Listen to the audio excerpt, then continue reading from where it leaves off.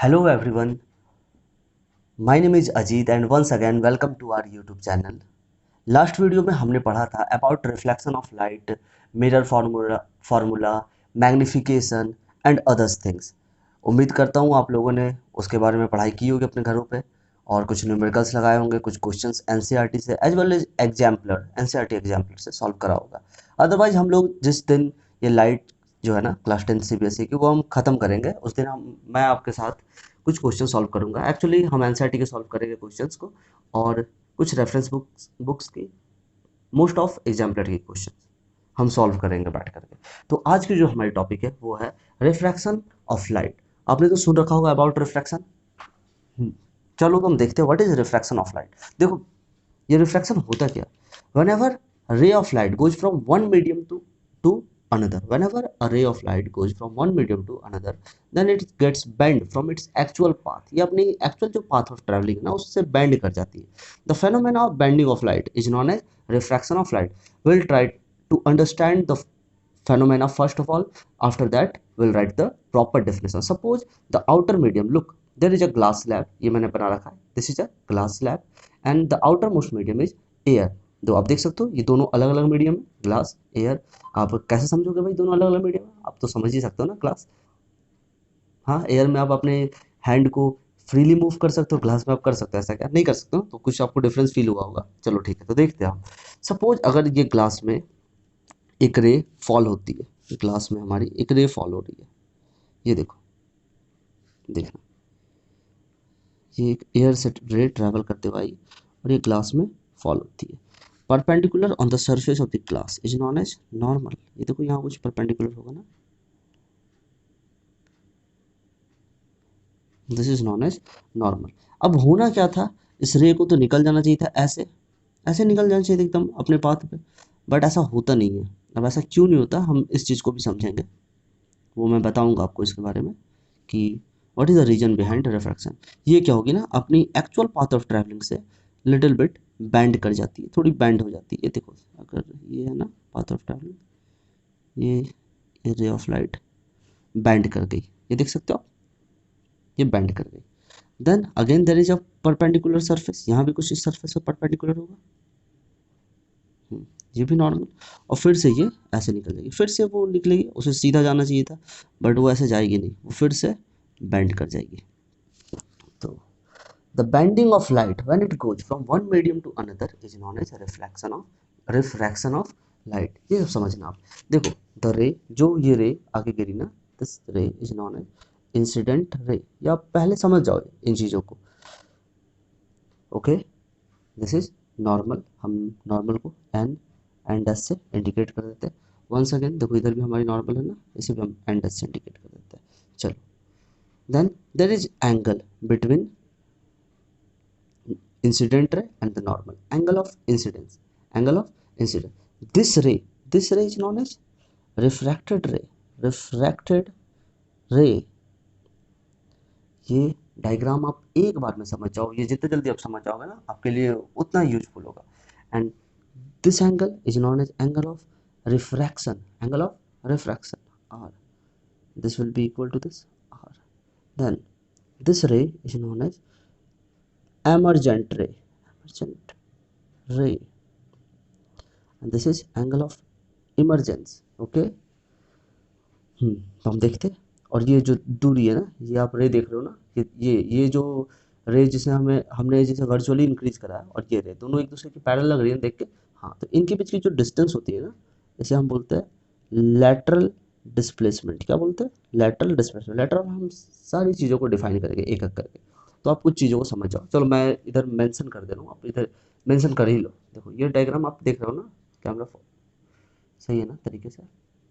चलो ठीक है, चलो मेंशन कर किया जाए। Angle i is equal to angle of incidence, angle of incidence, angle of incidence. Clear है? Okay. Angle r is what? Angle r is angle of refraction. Then this angle e is angle of emergence, angle of emergence। and the L is what? L is lateral displacement. ये अभी आप कुछ चीज़ों को बस यूं ही समझो। कोई पूछेगा what is lateral displacement, you can easily define it as the distance between emergence ray and the incident ray increased virtually अगर आप उसे बढ़ा दो तो उसके बीच की जो दूरी है ना, that distance is known as lateral displacement। चलो, तो अब हम समझते हैं, जैसा कि मैंने आपको बताया what is refraction of light. whenever a ray of light passes from one medium to another whenever a ray of light passes from one medium to another, then at the boundary surface, देखो ये boundary है ना, इसके बाद से ये medium खत्म, दूसरी मीडियम स्टार्ट, इसी जगह से ये क्या होती है ना, ये अपने एक्चुअल पाथ ऑफ ट्रेवलिंग से बैंड हो जाती है। The bending of light when it passes from one medium to another is known as refraction of light. Clear? Just note it down.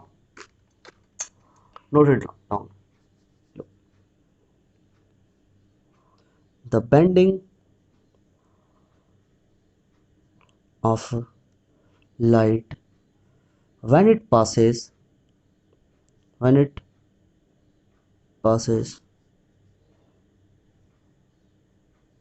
from one medium to another medium is known as refraction of light।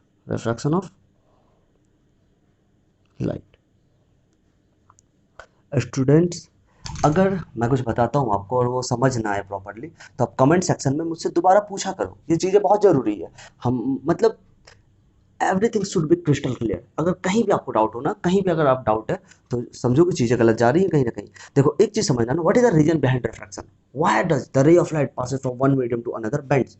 look, whenever light is what? Light is actually a wave, and if it is a wave, then what is their range?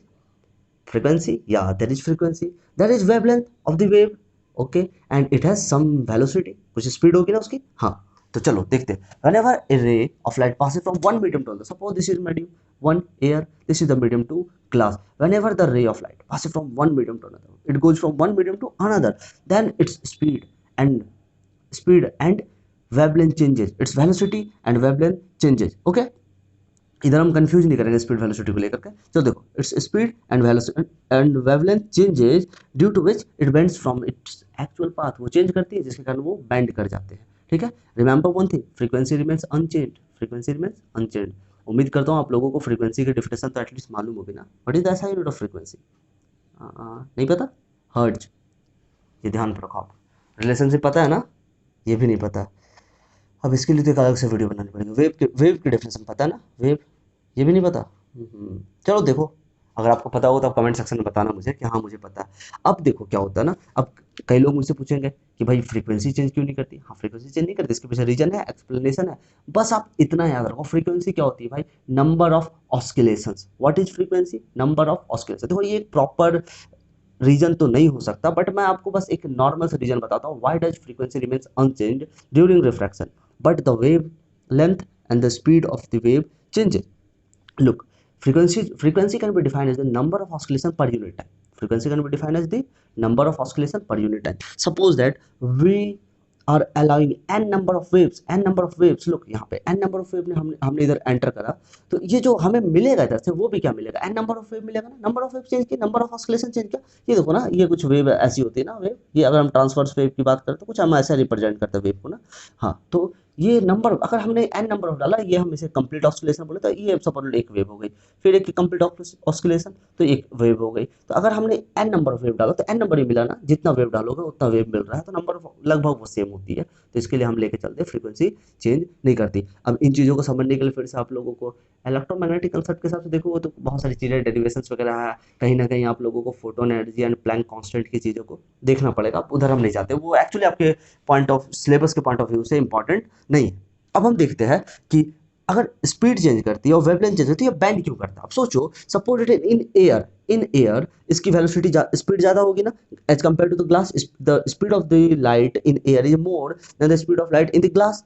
सोचो अगर glass में उसकी speed कम हो जाएगी, then normally आप ऐसे इसको सोच सकते हो कि किसी मीडियम में जहां आपकी एफिशिएंसी कम है, जहां आप उतनी प्रॉपर्ली वर्क नहीं कर पा रहे, तो आप वहां पे ज्यादा काम करोगे या कम करोगे?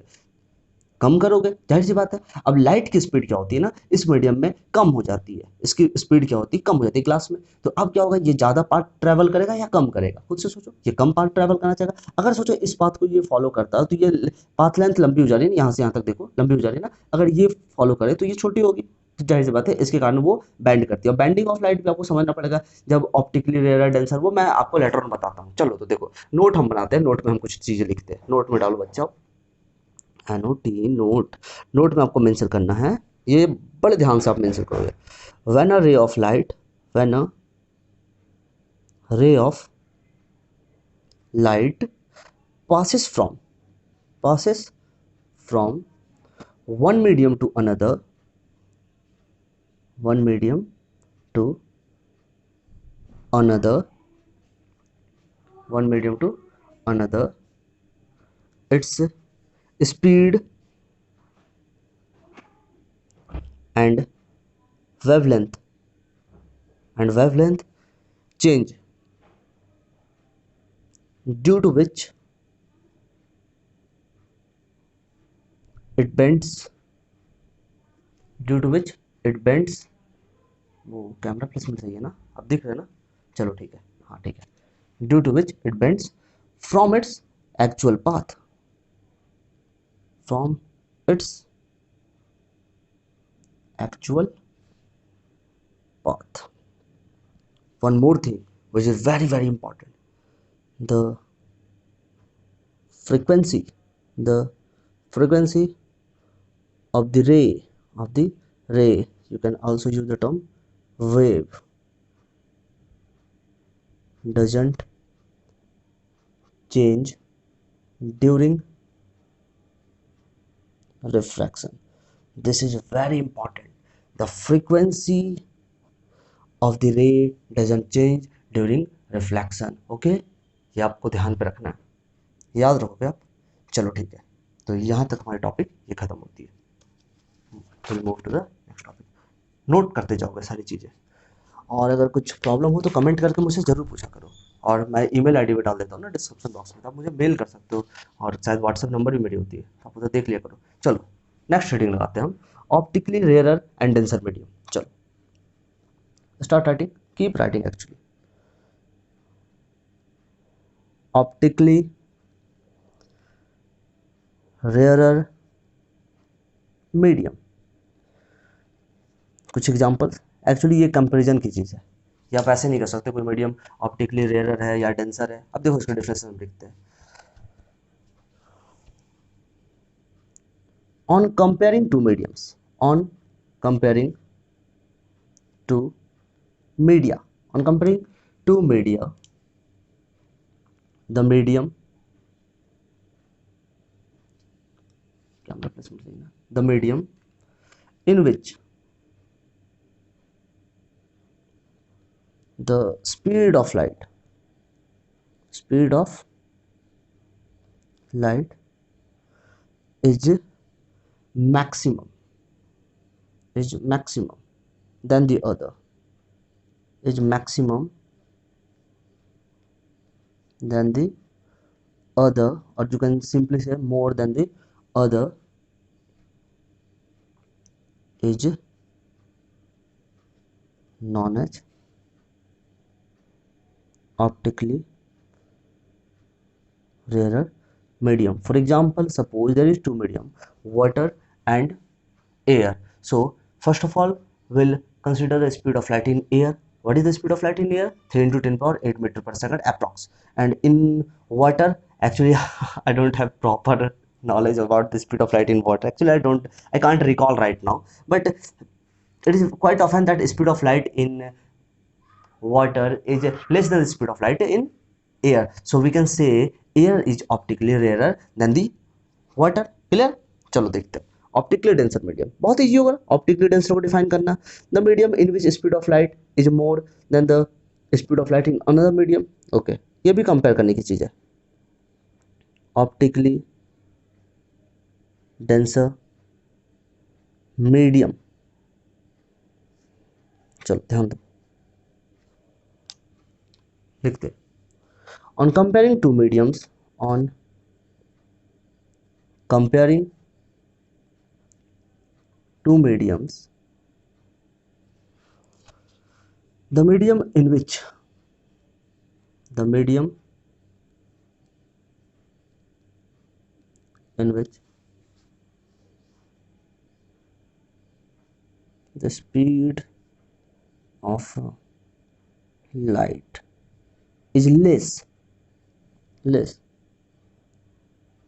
than the speed of light in another is known as optically denser medium। I hope चीज़ें आप लोगों को समझ में आ रही होंगी। देखो, look, on comparing glass and water, in glass speed of light is quite more than the speed of light in water, speed of light is quite more than the speed of light in glass। I hope so, maybe there is something actually। फिर refractive, चलो छोड़ो हटाओ glass, उसको उस पर हम compare ही नहीं करते। हम देखते हैं एयर एंड ग्लास की अगर हम बात करते हैं तो एयर में स्पीड जो है लाइट की वो ज़्यादा है और ग्लास पे कम है, तो हम कह सकते हैं ग्लास इज ऑप्टिकली डेंसर। और इसके लिए फिर हमें रिफ्रैक्टिव इंडेक्स से नॉलेज होना चाहिए। चलो अब हम एक और नोट याद रखेंगे, जो देखो ये चीज़ आपको ध्यान रखना है, whenever ray of light goes from optically denser to optically rarer medium, ये नोट कर लोगे, ये नोट बहुत इंपॉर्टेंट है, कर लोगे। when a ray of light goes to optically rarer medium to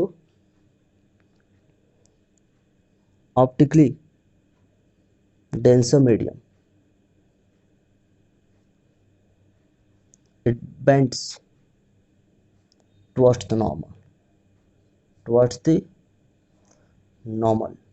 okay. Optically rare से अगर वो ये ऑप्टिकली डेंसर में लाइट मूव करती तो नॉर्मल की तरफ बेंड करेगी। एंड व्हेन अ रे of light goes to optically denser to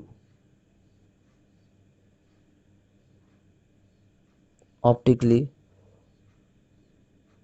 rarer medium, it bends away from the normal।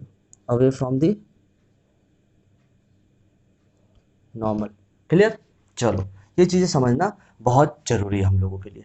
I hope refraction, optically rarer and optically denser medium, and then few things related to the frequency and wavelength and the speed of light आपको clear होगा। तो आप अब बता सकते हो लोगों को ना, अगर आपसे कोई पूछेंगे, if someone will ask you then what is the reason behind the refraction of light, what you will say? Whenever light goes from one medium to another, the speed and the wavelength of light changes, due to which it bends from its actual path। And then if again people will ask you what about the frequency, is there any effect in frequency, is there any change in frequency during refraction? You will say no, there is no change in frequency during refraction। the reason behind this, actually ये आपके syllabus में है नहीं, और इसके बाद आप पढ़ोगे ट्वेल्थ में भी आई गेस नहीं है, या फिर आप पढ़ सकते हो यार, पढ़ देना आप, ठीक है। और देखेंगे अगर हम भी कभी रहे उस मूड में तो हम आपस में बैठ कर डिस्कस कर लेंगे इसके बारे में। चलो फिर देखते हैं आगे, हम डिफाइन करने जाते हैं व्हाट इज रिफ्रैक्टिव इंडेक्स। बहुत इंपॉर्टेंट, बहुत ही ज़्यादा इंपॉर्टेंट। एक्चुअली बहुत सारे बच्चे इन चीज़ों को लेकर कंफ्यूज होते ही हैं कंफ्यूज। ये देखो यहाँ डबल स्टार में लगा रहा हूँ, रिफ्रैक्टिव इंडेक्स हेडिंग लगाओ, दिख रही है ना कैमरा प्लेसमेंट, ठीक है। चलो देखो रिफ्रैक्टिव इंडेक्स बहुत ज़्यादा इंपॉर्टेंट है, बहुत ज़्यादा इंपॉर्टेंट है। कई जगह टीचर्स बच्चों को रिफ्रैक्टिव इंडेक्स पढ़ाने से पहले लॉज ऑफ रिफ्रैक्शन पढ़ा देते हैं। एक्चुअली मेरा मानना है कि हमें पहले रिफ्रैक्टिव इंडेक्स पढ़ना चाहिए, एंड आफ्टर जब हमें रिफ्रैक्टिव इंडेक्स की पॉइंट इजीली समझ आ जाए ना, तो हमें लॉज ऑफ रिफ्रैक्शन की ओर मूव करना चाहिए। चलो हम कोशिश करेंगे, will try to learn refractive index very clearly and things should be crystal clear. देखते refractive index. What is refractive index? The definition of refractive index is so easy to understand, but there are few terms. चलो लिखते हैं। It is the ratio, it is the ratio of speed of light in one medium to speed of light to speed of light in another medium. Things are clear? What is refractive index? It is the ratio of speed of light in one medium to the speed of light in another medium. चीजें clear है?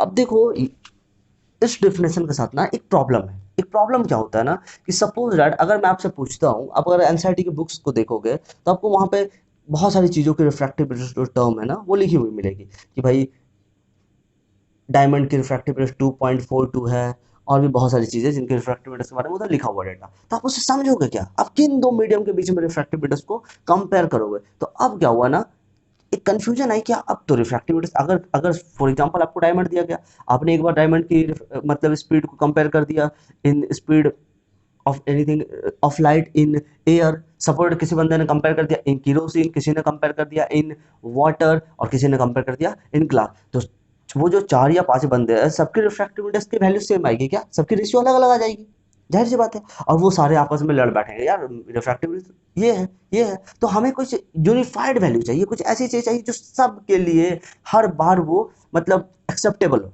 सबकी same सी आए। और एक चीज याद रखना, refractive index की कोई यूनिट नहीं होती, because it is a ratio, और रेशियो यूनिटलेस होती है। ध्यान रखोगे ये चीज। चलो आगे देखते हैं हम। तो यहाँ पे एक टर्म इंट्रोड्यूस होता है, that term is known as absolute refractive index. Okay, चलो हम देखते हैं absolute refractive index. What is absolute refractive index? Heading लगाओ, बहुत important. Absolute refractive index, absolute refractive index. Look, start writing. It is the ratio, it is the ratio of speed of light, speed of light in air, or in air, और आगे चलते हैं vacuum, vs in air or vacuum. It is the ratio of speed of light in air or vacuum to the speed of light in any other medium. तो अब हमें क्या समझ में आया कि एब्सोल्यूट रिफ्रैक्टिव इंडेक्स जो टर्म है, इसमें हम क्या करेंगे, जो फर्स्ट मीडियम वो हमने फिक्स कर दिया, एयर कर दिया या फिर वैक्यूम कर दिया। हम कम एकदम सेम लेके चलते हैं ना, एयर में भी लाइट की स्पीड है वो हमने लगभग लेकर रखा 3 × 10⁸ मीटर पर सेकंड, और वैक्यूम पे भी होती है, कुछ हल्की माइनर से डिफरेंस है, बट हमने कैलकुलेशन को ईजी बनाने के लिए वो हमने लेकर रखा है 3 × 10⁸ मीटर पर सेकंड। तो ये देखने वाली बात होगी। ये क्या हो गई? तो रिफ्रैक्टिव इंडेक्स को यहाँ से हमने डिफाइन किया, R I which stand for refractive index is equal to speed of light in air और वैक्यूम, जिसे हमने सी मान रखा है, सी इक्वल टू 3 × 10⁸ मीटर पर second. Okay, then divided by speed of light in any medium, in any medium. हमने मान लिया किसी मीडियम लाइट की स्पीड जो होगी वो भी है। तो चलो ये है हमारी रिफ्रैक्टिव इंडेक्स की एक डेफिनेशन, मतलब एक्चुअली ये डेफिनेशन है एब्सोल्यूट रिफ्रैक्टिव इंडेक्स की। Now remember one thing, just keep this thing in your mind, that in this chapter whenever we will use the term refractive index, you have to understand that it is about absolute refractive index. It is about absolute refractive index. Okay, because refractive index is defined as the ratio of speed of light in medium 1 to the in any medium to the sorry, it is refractive index is defined as the speed of light in any medium compared with the speed of light in another medium. Actually, it is a ratio of speed of light in one medium to the speed of light in another medium. But in absolute refractiveness, there is the first medium is fixed. It will be always air or vacuum. Okay, speed of light in air or vacuum to the speed of light in any other medium. It is the ratio of speed of light in air or vacuum to the speed of light in any other medium. So whenever in this chapter we will use the term refractive index, we have to understand that it is about absolute refractive index, that is the first medium. In the numerator we have to use speed of light in air, which is c, and the c is equal to 3 into 10 to the power 8 meter per second. Always remember the things. Okay, चलो आगे चलते हैं। और देखो refractive index is also denoted by mu, so mu equal to C by V, C by V. Okay, C by V, where mu is refractive index, c is speed of light in air, that is 3 into 10 to the power 8 meter per second, and v is what? Speed of light in any medium. Clear? चलो यहां तक हो गया। अब देखो कुछ चीजें आपको समझ लेना, ये नोट पे डाल लो that whenever we will use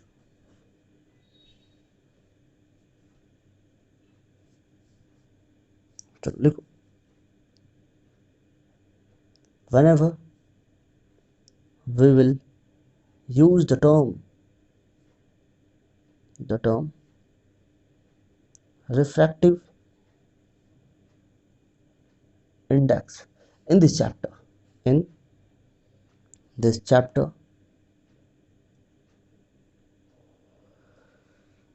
it will be treated as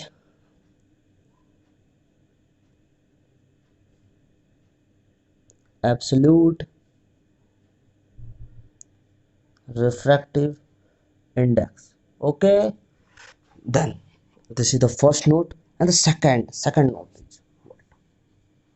Look, ये चीजें बहुत क्लियर होनी चाहिए, क्रिस्टल क्लियर होनी चाहिए। Refractive index of light is high in optically denser medium में, हमने पढ़ा ना, optically denser medium the medium in which speed of light is low compared with the speed of light in another medium in which the speed of light is high. So जिस मीडियम में speed of light कम होती है that is optically denser, और optically denser की refractive index high होती है। याद रखो, कहते हो ना ये क्या है, रेसिप्रोकल, मतलब कैसे रिलेशन है, हाँ इनवर्सली प्रोपोर्शनल की। अगर यहाँ पे स्पीड लाइट की क्या है, कम है, तो रिफ्रैक्टिव इंडेक्स ज़्यादा होगी ना। हाँ बस समझना, रिफ्रैक्टिव इंडेक्स मतलब एब्सोल्यूट रिफ्रैक्टिव इंडेक्स। चलो ये लिखो, द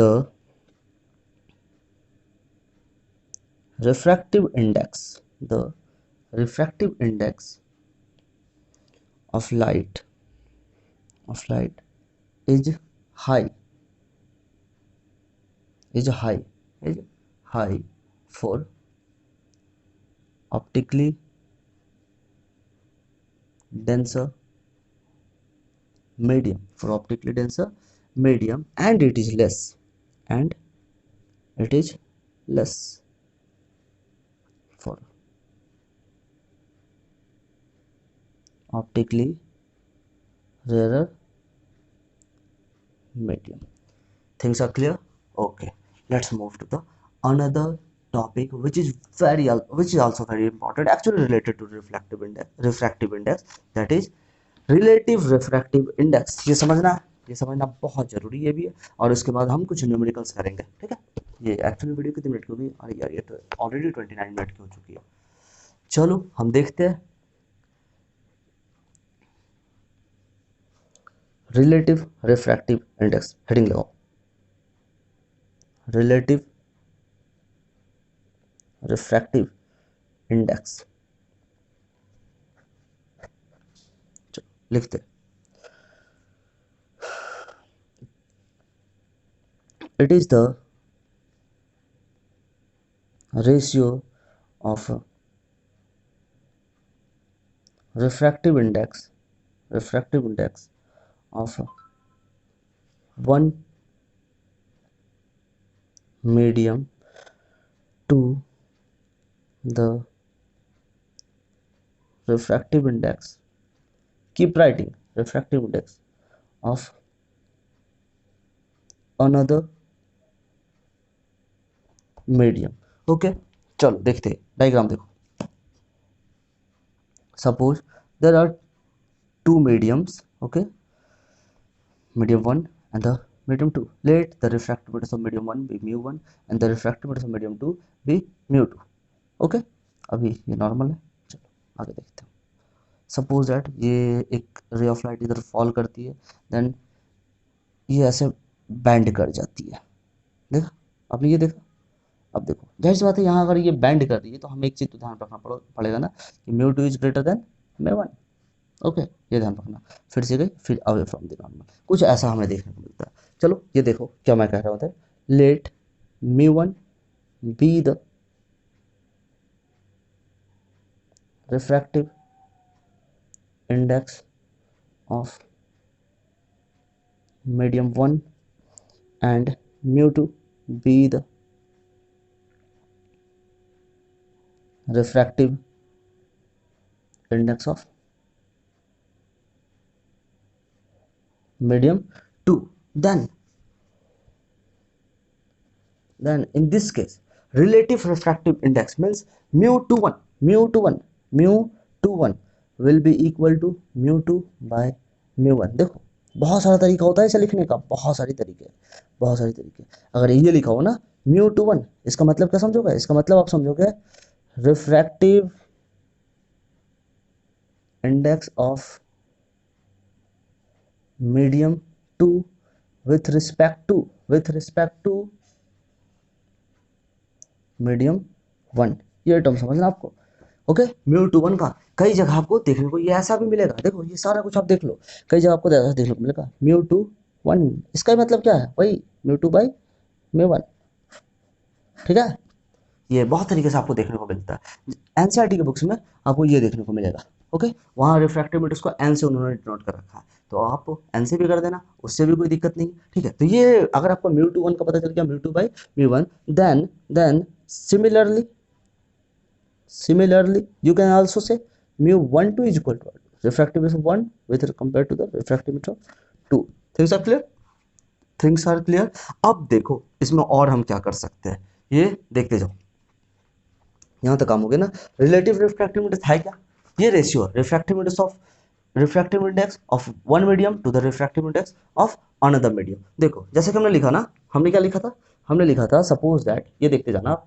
अगर हम लिखते हैं ऐसा कि mu 2 1 is equal to mu 2 by mu 1, refractive index of medium 2 with respect to medium 1 can be written as mu 2 by mu 1, then we can also write for mu 2 c by v2 and for mu 1 c by v1, c will be cancelled out, then mu 2 mu 1 will be v1 by v2। things are clear।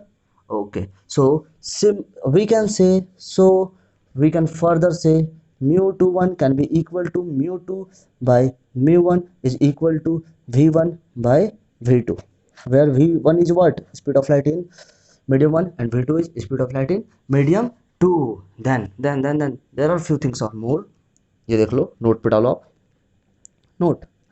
always remember, then refractive index follows the law of reciprocality। What is this? This is mu 2 1 is equal to 1 by mu 1 2। this is also very important as per numerical purpose। then one more thing which should be noted in note also, ये भी note के हिस्से में डालोगे आप। ठीक है, ये देखो suppose this is a medium, okay, and there is another medium and there is air। मान लो सपोज ये, आप इसको इमेजिन करो, ये एयर है। ठीक है, आप इसे मान लो कि ये भाई आपकी वाटर है। ये क्या हो गई? ये सपोज आपकी, इसे आप मान लो वाटर, ये ग्लास है। अब देखो हम यहाँ पे डिस्क्रिमिनेट कर सकते हैं ना। ये देखो, ये जो वाटर है ना, ये पिंक कलर की है। ठीक है, ये देख लो, और ये जो ग्लास है हमारी ना, ये ऐसी कुछ है। ठीक है। अब देखो होता क्या है, थोड़ा सा देखना, बस चीज़ें क्लियर हो जाएंगी। देखो मान लिया ना हमने, इसकी रिफ्रैक्टिव इंडेक्स म्यू ए, इसकी रिफ्रैक्टिव इंडेक्स म्यू डब्ल्यू, और इसकी रिफ्रैक्टिव म्यू जी, ऐसा कंपेयर कर लो। मान लो नॉर्मल, ये रे ऑफ लाइट इधर से आई ना, देखो इधर फॉल करी, स्ट्राइक करा इसने, ये बैंड कर जाएगी ना टुवर्ड्स दी नॉर्मल, ये ऐसे गई, फिर उसने स्टार्ट करा, स्ट्राइक करा इधर, फिर वो और बैंड कर जाएगी इधर, ठीक है, फिर से वो इधर आएगी। अब देखो ये फिर से ऐसे निकल जाएगी ये, ठीक है, ये आपको समझ में आ रहा है। चलो अब यहाँ पे देख लो, यहाँ पे जो मीडियम कौन सी, या तो एयर है ना, तो ये म्यू ए हो गई रिफ्रैक्टिव इंडेक्स, ये बाहर की मीडियम तो एयर है ना। चलो ठीक है, ये देखो ये एयर, ये बाहर एयर है, ये वाटर है, ये ग्लास है। तो यहाँ पे आपको एक चीज ध्यान रखना है, ये आप हमेशा नोट पे डाल के रखोगे। देखो mu WA into refractive index of water with respect to air into mu refractive index glass with respect to water into mu refractive index of air with respect to glass is equal to 1। आप चाहो तो इसे देख सकते हो verify करके। चलो हम देखते हैं, चलो देखते हैं LHS में क्या है भाई। देखो क्या है, mu WA into mu GW into mu AG। देखते हैं हम इसे, म्यू डब्ल्यू है, mu W by mu A into mu G by mu W into mu A by mu G. Mu G will be cancelled, mu A will be cancelled.